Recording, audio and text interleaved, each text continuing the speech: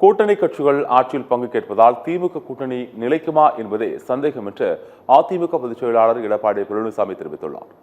திருவள்ளூர் மாவட்டம் கும்மிடிப்பூண்டி அடுத்த கவரப்பேட்டையில் பரப்புரை மேற்கொண்ட எடப்பாடி பழனிசாமி 2026 அதிமுக ஆட்சி அமைக்கும் என்றும் அதை யாரும் தடுக்க முடியாது எனவும் தெரிவித்தார்.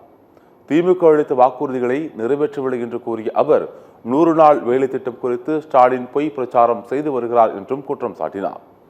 பெண்களுக்கு நிறைய திட்டம் கொடுத்தோம் என்று ஸ்டாலின் பேசுகிறார், எங்கே கொடுத்தீர்கள் என்று எடப்பாடி பழனிசாமி கேள்வி எழுப்பினார். திமுக கூட்டணியில் புகைச்சல் கிளம்பிவிட்டது என்று கூறிய அவர் என்ஜின் இல்லாத திமுக என்ற காரை கூட்டணி கட்சிகள் இழுத்துச் செல்வதாக விமர்சித்தார். அடுத்த ஆண்டு நடைபெற்ற சட்டமன்ற பொதுத் தேர்தலில் எத்தனை அவதாரம் எடுத்தாலும் உங்களை வீழ்த்துவது மக்கள் முடிவு செய்து விட்டார்கள். திமுக என்ற என்ஜின் இல்லாத கார், திமுக என்ற என்ஜின் இல்லாத காரை 10 ஆண்டு காலமாக கூட்டணி என்கின்ற லாரி இழுத்துக் கொண்டு போய் கொண்டிருக்கிறது.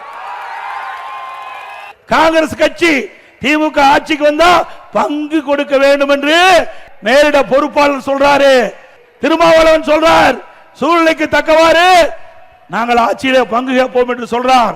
ஆக கூட்டணியிலே புகைச்சல் கிளம்பி விட்டது.